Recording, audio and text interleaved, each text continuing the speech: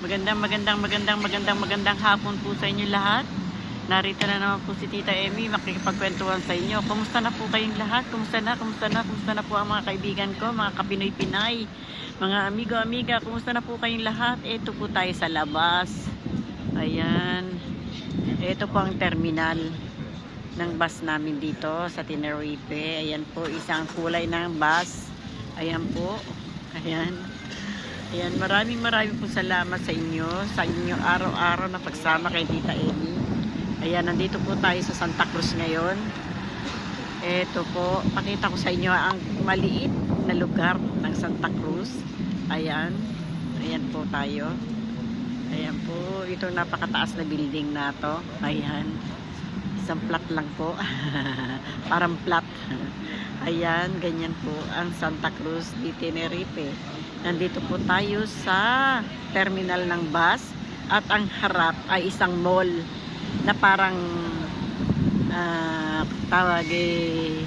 pangalan nyo po ay Corte Inglés. Ayan po. Ayan po siya. Ayan. Dito tayo. Meron po akong hinihintay.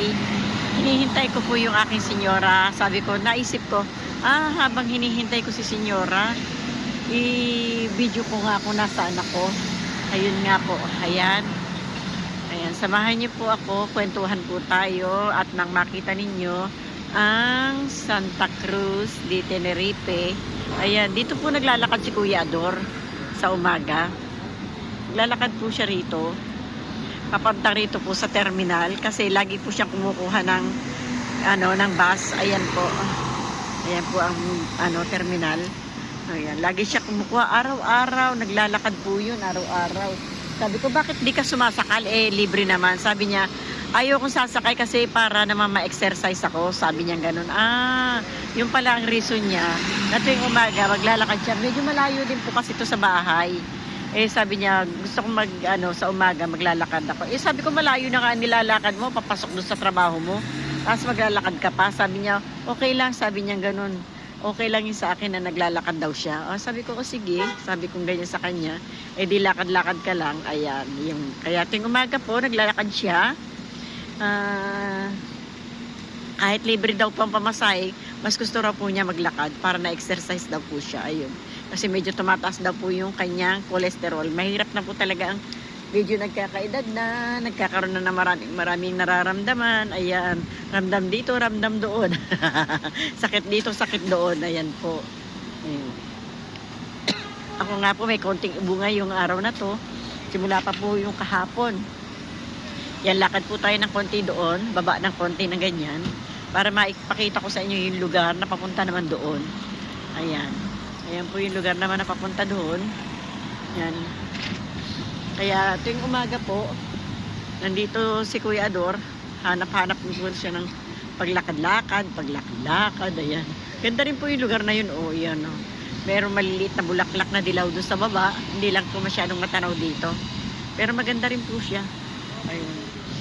Ayan, ikot natin ng konti, ayan. Ayan. Ayan. Hinihintay ko po kasi yung senyora ko, usapan namin na magkita kami dalawa dito.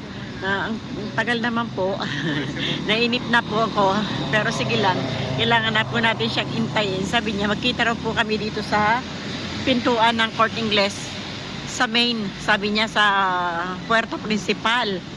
Hindi ko naman po alam kung ito na po yung Puerta Principal kasi may puerta rin po malaking-malaki doon sa taas.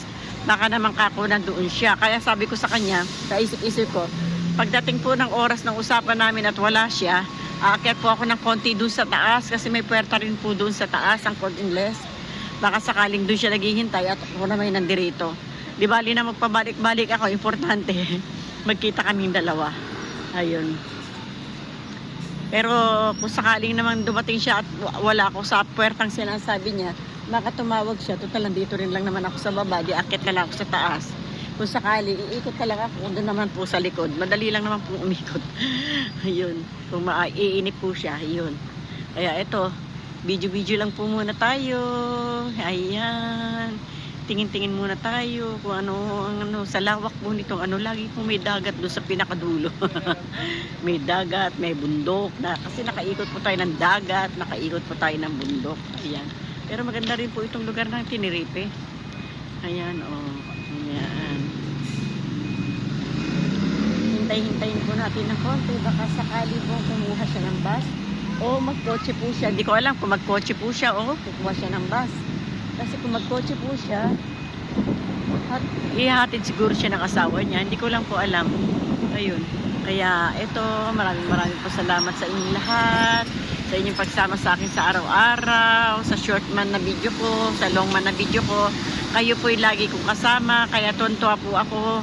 At di niyo po ako iniiwan. Maraming po salamat sa inyo. God bless po lahat. Sa inyong lahat-lahat. God bless po. Salamat po talaga. Ayan, tuntua po ang tita. Ayan, tuntua po talaga ako.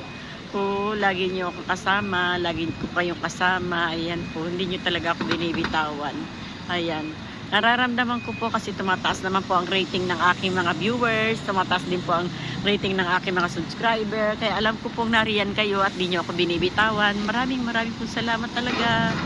Ayun, talagang hindi ko po alam kung paano ako makakapagpasalamat sa inyo, pero siguro naman po ramdam ninyo kung gaano po kayo pinasasalamatan, kung gaano po talaga kayo kamahal. Maraming po salamat sa inyong lahat, sa hindi niyo pagbitaw kay Tita Emmy sa araw-araw nating gawain, sa araw-araw po nating pagsasama sa ating channel.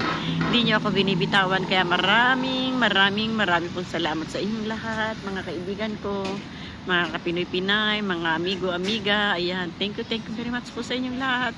Maraming po talagang salamat. Ayan. Kaya, paano po mga kaibigan ko, dito muna natin tatapusin muli ang ating pag-uusap. Maliit lang po itong pinakita ko po sa inyo, pero maganda naman po. Kaya maraming po salamat sa inyo. Bye-bye po. I love you. I love you mga kaibigan. Bye-bye po. Salamat po sa inyong walang sawang pagsama kay Tita Emmy. Bye-bye.